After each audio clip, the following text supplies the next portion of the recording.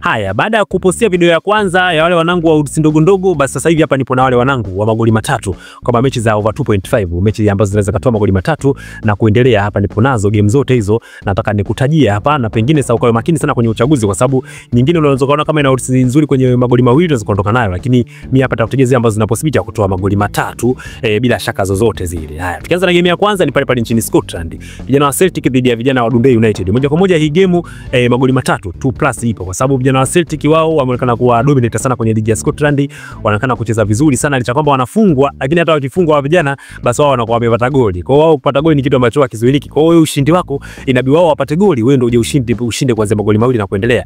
Kwa moja kwenye hii game swala la 2.5 ni option nzuri zaidi.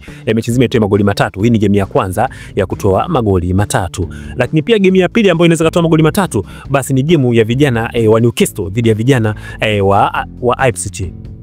Game ya mwisho ilisha 4-0, kwa pengine leo pia mechi hii ikatoa magoli matatu over 2.5, na vijana wa Newcastle pekee pengine wakapata magoli matatu, wakawa na uwezo wa kuscore magoli matatu. Kwa moja kwa moja kwenye guarantee hii game, kutokana na aina Newcastle pia matokeo ya mwisho walivyoadhibiwa 4-1 dhidi ya Aston Villa kwa zile hasira. Nakumbuka vijana wa Ipswich wanakwenda kushuka daraja na pengine wanakwenda kufight leo, pengine wakascore bao. Kwa kama wana score bao, Newcastle ataforce ushindi hata mabao mawili kwa moja, kwa hiyo tayari magoli matatu na kumefika.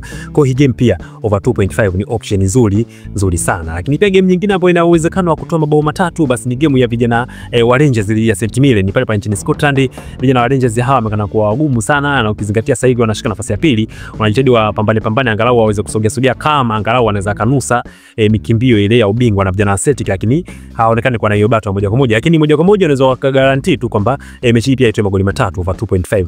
Ni game ambayo pia iko wazi, mabao matatu yapo hapo. Lakini game nyingine ambayo ina mabao matatu basi ni game ya vijana wa pale nchini Uturuki pale, vijana wa Fenerbahce dhidi ya vijana wa Gaziantep. Miongoni mwa game ngumu sana. Gaziantep pengine naye akascore pia, lakini Fenerbahce lazima ataforce ushindi. Kwa moja hii game pia over 2.5 ni option nzuri kwa wale wanangu wa mabao matatu. Hii game pia inayo hayo mabao matatu. Lakini pia kiachana hiyo game, lakini pia Real Madrid dhidi ya vijana FC Barcelona, hii game pia mabao matatu yapo, kwa sababu katika game tatu zote za mwisho mabao matatu yapo. Hawa jamaa wanafungana sana mabao. Hawanaga ile si kusema si sababu ni dabi tu mabao machache. Miongoni mwa dabi ambayo inatoa mabao mengi basi ni Real Madrid dhidi ya vijana Barcelona. Kwa hiyo pengine leo pia mabao matatu over 2.5 option nzuri sana bila shaka yoyote. Lakini pia game nyingine mabao matatu basi ni game ya vijana wa Bayern Munich dhidi ya vijana wa Mainz, kwa sababu hata kama Bayern na utakuta Bayern kuscore mabao mawili kwenye mechi yote hapa nchini Ujerumani ni kitu ambacho wamekuwa kikiweza sana, lakini quality ya Mainz pia kwenye upande wa kuscore pengine pia ikawasaidia leo wakapata bao.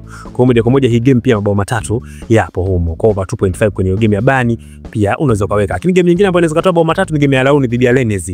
Game zao zinaonekana kuwa ngumu sana, lakini leo mabao matatu pengine yapo pia pale nchini Ufaransa, vijana wa Rennes dhidi ya vijana wa Olympique Lyon. Mabao matatu pia kwenye hiyo game pengine pia tukaenda kuyashuhudia. Lakini baada ya hiyo game pia game ya Porto sioni kama inatoa mabao matatu, sababu ni game ambayo Stella pia anaonekana kuwa mgumu, kwa hiyo ni game ya kuachana nayo. Lakini pale nchini Uingereza pia hapa na game nyingine, game ya vijana wa Chelsea dhidi ya vijana wa Everton.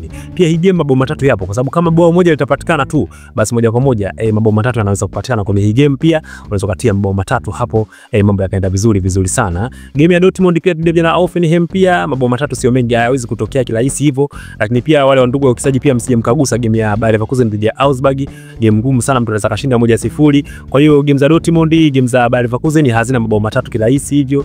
Hizo ndio game ambazo zinaweza kutoa mabao matatu. Lakini tukiachana hivyo pia pale nchini Uingereza leo basi pengine tukashuhudia first half game zote zikiwa na mabao, yani first half over 0.5. Kwa wale wanangu wa kujilipua first half game za Uingereza zote zitatoa first half magoli, yani zitatoa goli moja na kuendelea. Kwa first half over 0.5 unakuwa umemaliza kazi. Basi mpaka hapo Kila ni Sports, Kila ni Idris, mimi nakuwa nimemaliza na hii ndio video ya zile games ambazo nilisema, games za magoli matatu, na hapo nakuwa nimemaliza. Basi tukutane hapo kesho kwenye games za Jumapili, games ambazo zitakuwa zikitusumbua sana kichwa. Haya, hapo Kila ni Sports nimemaliza.